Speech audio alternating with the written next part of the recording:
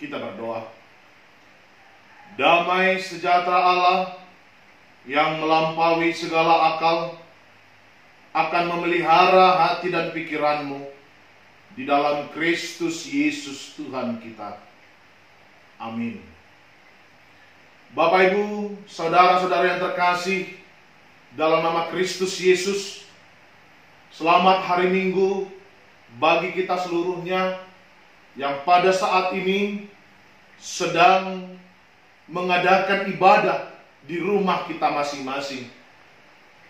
Firman Tuhan bagi kita di Minggu Palmarum hari ini tertulis dari Injil Yohanes pasal yang ke-12 ayat yang ke-12 sampai ayat yang ke-19. Demikian firman Tuhan.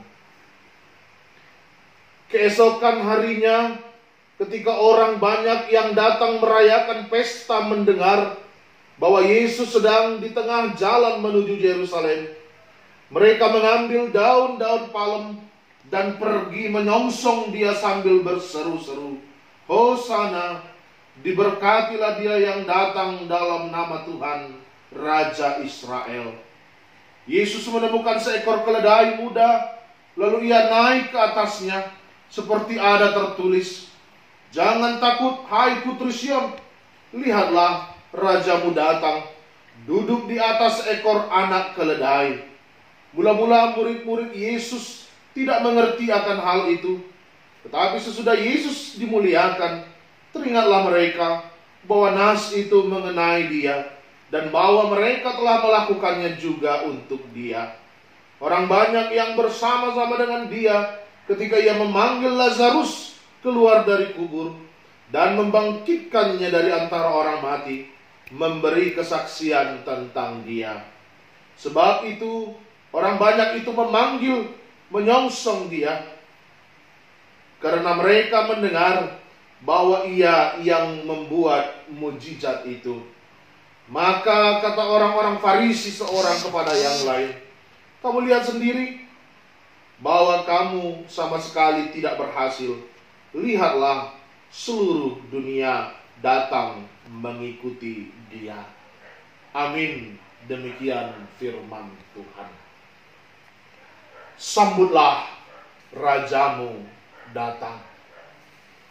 Bapak, Ibu, saudara-saudari yang terkasih dalam nama Kristus Yesus, kita telah sampai kepada Minggu Pasion yang terakhir sebelum kita bersama-sama nantinya akan menikmati Via Dolorosa di dalam masa-masa sengsara Yesus. Saudara terkasih dalam nama Kristus Yesus, di dalam Minggu Palmarum ini kita diingatkan tentang beberapa hal, secara khusus juga yang berhubungan dengan perikop khotbah kita pada saat ini. Yang pertama tentang daun palem. Saudara yang terkasih, yang berkumpul di rumah pada saat ini seolah-olah kurang sah jika suatu pesta atau suatu pesta syukuran, pesta pernikahan, jubilium, bahkan kalau kita sering melihat di kampung-kampung ketika mau Natal ataupun pesta gereja yang lain, tidak ada hiasan atau aksesoris, akan sangat-sangat kurang untuk kita lihat. Sebenarnya memang hal dekorasi bukanlah hal yang baru. Kita perhatikan saja dalam tradisi bangsa Israel, dalam kitab Perjanjian Lama, Tuhan Allah sendiri yang memerintahkan bangsa Israel untuk membuat demikian. Dalam Imamat 23 ayat ke-40 dikatakan, "Pada hari yang pertama kamu harus mengambil buah-buah dari pohon-pohon yang elok, pelepah-pelepah pohon-pohon korma, ranting-ranting dari pohon-pohon yang rimbun, dan dari pohon-pohon gandarusa dan kamu harus bersukaria di hadapan Tuhan Allahmu 7 hari lamanya. Maka ketika Yesus datang ke Yerusalem, mereka membuat daun-daun palen. Karena berdasarkan perintah Tuhan Allah dalam kitab perjanjian lama, ciri khas pesta penyambutan Yesus tersebut adalah daun palem atau daun palma. Anggo di bahasa Batak di dok mare-mare, yang berhubungan dengan nama minggu ini, Minggu Palma. Bapak Ibu yang terkasih dalam nama Kristus Yesus, ciri khas di dalam Minggu Palmarum ini juga, selain dari kedatangan Yesus ke Yerusalem disambut dengan daun palma, di situ juga ada sesosok, yaitu seekor keledai. Saudaraku, kedatangan Yesus sebagai Raja dengan mengendarai keledai sebenarnya telah dinubuatkan dalam kitab perjanjian lama. Di dalam Zakaria 9 ayat yang ke-9 dikatakan demikian, bersorak-soraklah dengan nyaring, hai putri Sion. Bersorak-sorailah, hai putri Yerusalem. Lihat rajamu datang kepadamu. Ia adil dan jaya, ia lemah lembut dan mengendarai seekor keledai beban yang muda. Fakta sejarah bahwa pada zaman dahulu, jika dalam keadaan damai, maka raja akan datang dengan mengendarai kuda. Dengan demikian, kedatangan Yesus ke Yerusalem adalah pertanda bahwa Yesus datang sebagai Raja Damai. Semua bangsa yang ada di sana bersorak-sorai menyambut kedatangan Yesus dengan penuh bahagia. Menyambut Yesus. Namun, di balik itu semua, Yesus menyadari itu jugalah adalah permulaan jalan menuju salib. Bapak Ibu saudara terkasih dalam nama Kristus Yesus, pada saat itu mereka yang berkumpul menyambut Yesus terbagi dalam 2 kelompok. Yang pertama-tama orang-orang yang datang dari Galilea, yang datang dalam rangka Paskah itu. Yang kedua, orang-orang yang dari Betania dan Yerusalem, yang datang pada waktu Yesus membangkitkan Lazarus. Bahkan kalau kita lihat dalam ayat 17 dan 18, mereka telah bersaksi tentang Yesus yang membangkitkan Lazarus dari kubur. Kedua kelompok inilah yang bersorak-sorai dan mengatakan, Hosana, terpujilah Raja Israel. Sekalipun orang banyak ini telah bersorak-sorai dengan mengatakan bahwa Yesus itulah Mesias, Raja Israel, namun dalam mahkamah Pilatus, pengakuan orang banyak inilah yang dituduhkan kepada Yesus yang membuatnya dijatuhkan hukuman mati di kayu salib. Orang yang mengatakan Hosana, Hosana itu jugalah, mereka jugalah yang mengatakan salibkan dia, salibkan dia. Bapak Ibu saudara terkasih dalam nama Kristus Yesus, di dalam ayat yang ke-19, kelompok yang ketiga yang hadir adalah kelompok orang Farisi.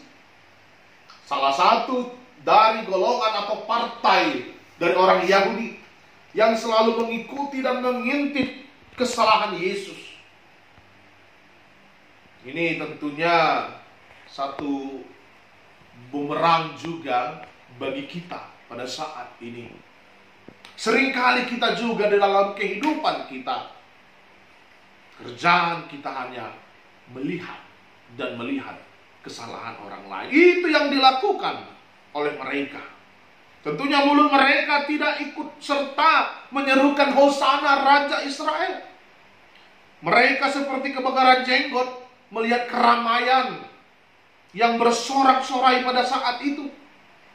Mereka hanya dapat menyalahkan satu sama lainnya. Pekerjaan mereka sia-sia. Sebab semua bangsa yang di sana telah bersorak-sorai mengatakan bahwa Yesus itu adalah Raja Israel.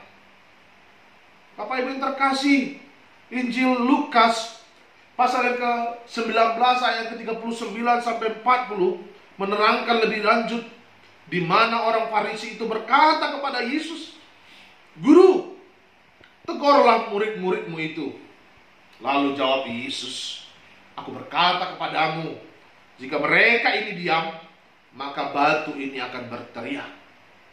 Yang artinya bahwa seluruh dunia harus mengakui bahwa Yesus adalah Mesias, Raja Israel, Raja atas semua bangsa.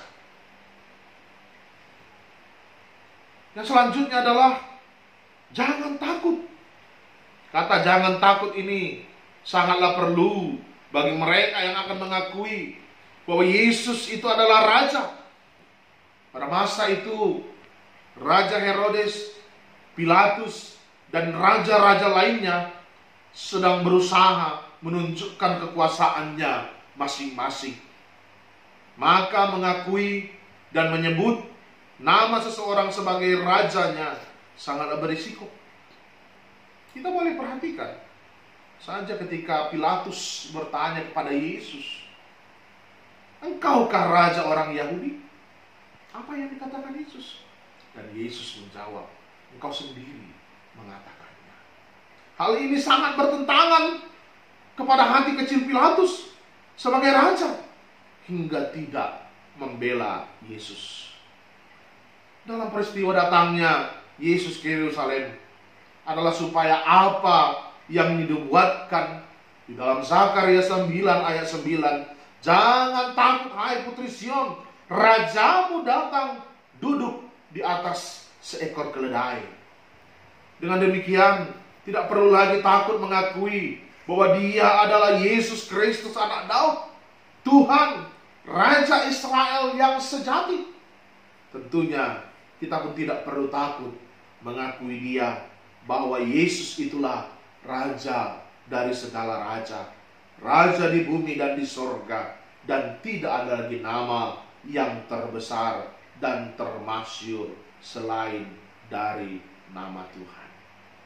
Bapak Ibu, saudara-saudara terkasih dalam nama Kristus Yesus, apa yang menjadi perenungan kita ketika kita melihat sejarah dari Minggu Palmarum ini?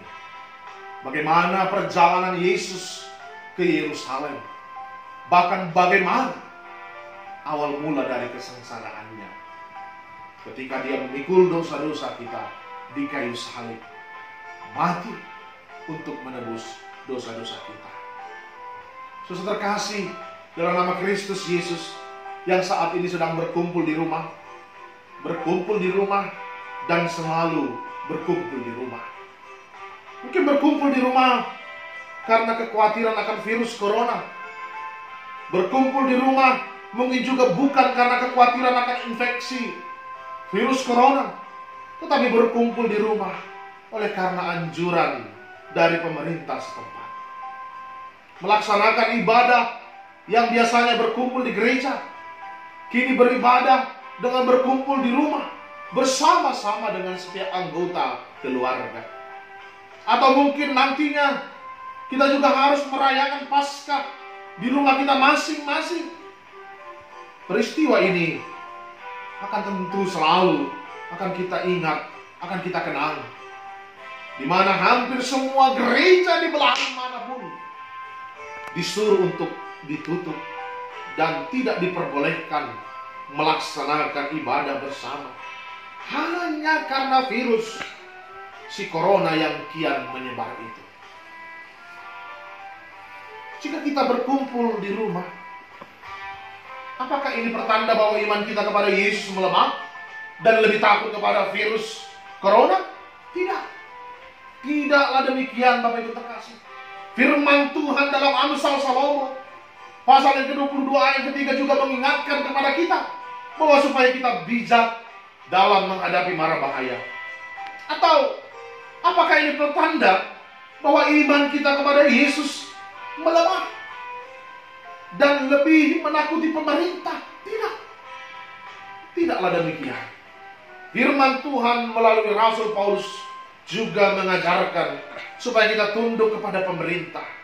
Sebab tidak ada pemerintah yang tidak bersumber dari Allah. Yang jelas, Tuhan memakai pemerintah sebagai alatnya untuk menyelamatkan kita dari berbagai ancaman.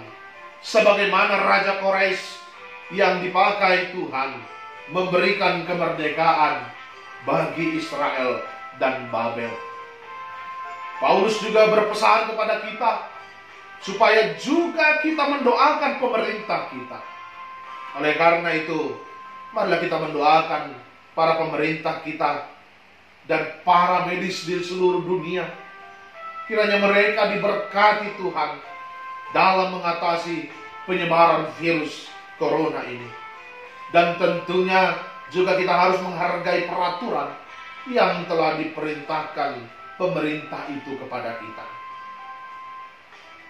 Bapak Ibu terkasih, apakah iman percaya kita kepada Yesus akan semakin menipis karena kita tidak berkumpul lagi di gereja kita dalam beberapa bulan ini? Tidak. Mari kita pastikan tidak. Dalam gereja mula-mula, setelah Yesus terangkat ke surga, mereka atau jemaat tidak diperbolehkan berkumpul. Bukan karena ada virus, tetapi karena mereka dibenci oleh masyarakat umum dan penguasa-penguasa yang tidak menerima Yesus. Bagi mereka yang kedapatan berkumpul-kumpul melaksanakan ibadah akan disiksa, dihukum, bahkan dibunuh. Lalu mereka yang adalah pengikut Kristus itu pun hanya berkumpul di rumah-rumah melaksanakan ibadah kepada Tuhan. Namun iman mereka tidak lemah. Justru iman mereka semakin bertumbuh. Bahkan jumlah mereka yang menjadi pengikut Kristus tidak berkurang, justru semakin banyak. Kita bisa lihat sampai sekarang betapa banyaknya jumlah kita pengikut Kristus yang mewarisi kepercayaan mereka sejak gereja mula-mula itu. Bapak Ibu, saudara-saudara terkasih dalam nama firman Tuhan Yesus Kristus. Firman Tuhan untuk kita pada hari ini di dalam ayat yang ke-13 mengatakan, Hosana, diberkatilah dia yang datang dalam nama Tuhan Raja Israel. Ayat ini adalah kutipan dari Mazmur 118 ayat yang ke-26 sampai 27 yang biasanya dinyanyikan pada waktu hari raya Paskah. Itulah doa bangsa Israel yang tujuannya agar keselamatan dari Tuhan datang pada waktu itu. Oleh karena itu, saudara-saudara yang terkasih, dari rumah kita masing-masing, marilah kita bersama-sama menyerukan kata itu kembali, agar kita juga diberikan Tuhan keselamatan dari mara bahaya yang kita hadapi pada saat itu. Sekali lagi kita menyerukan secara bersama-sama, Hosana, diberkatilah dia yang datang dalam nama Tuhan Raja Israel. Amin.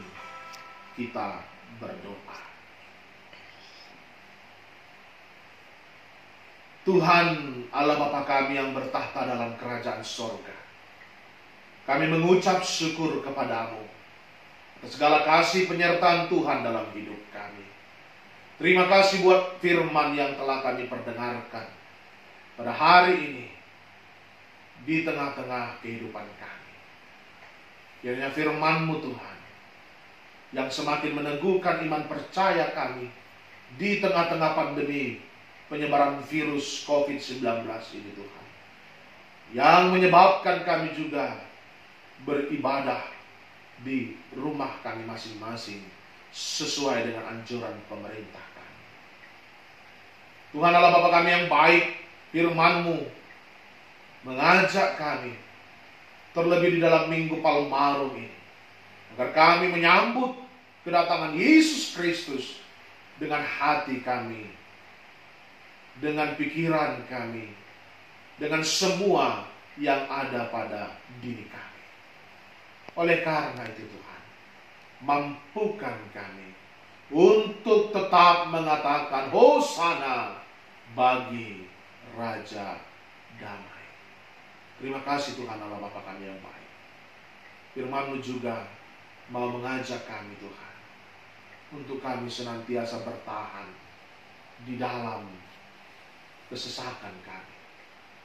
Karena kami pun melihat Engkau Tuhan sanggup melakukan yang terbaik, bahkan rela mati di kayu salib oleh karena dosa-dosa kami.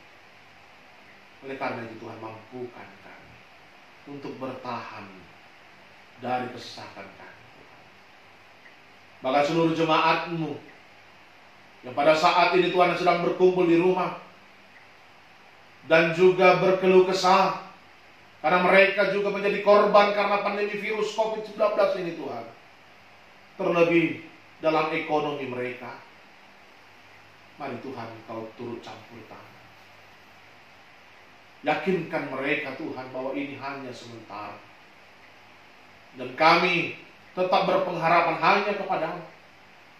Engkau Tuhanlah yang akan memulihkan keadaan bangsa kami, keadaan dunia ini Tuhan. Oleh karena itu, Engkau Tuhan yang bersama-sama dengan saudara-saudari kami yang sedang bergumul pada saat ini, baik dalam kesehatan mereka, baik dalam ekonomi mereka. Pada saat ini Tuhan, secara khusus kami mau berdoa untuk jemaat-Mu Tuhan, Ibu Burmarbu Nyonya Tambunan, yang pada saat ini Tuhan sedang menderita sakit penyakit dan dirawat di rumah sakit Tuhan. Sudah berminggu-minggu beliau dirawat di rumah sakit, dan beberapa hari ini dia dirawat di ruang ICU.